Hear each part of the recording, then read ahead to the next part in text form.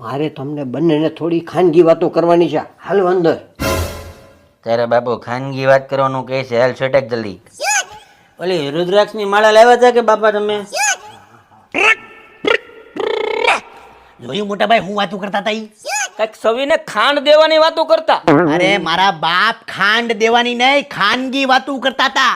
તમે બે ભાઈ ડીક ડીક થઈ ગયા 42 વર્ષે, ક્યારે પહોણો તમે? હવે તમને પછા નહીં 40 જ મળશે.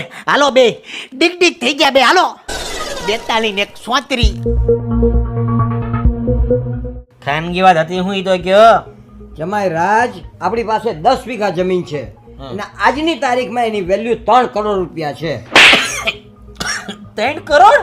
હા, અને એમાં મેં સવીનું નામ નાખી દીધું છે જમીનમાં.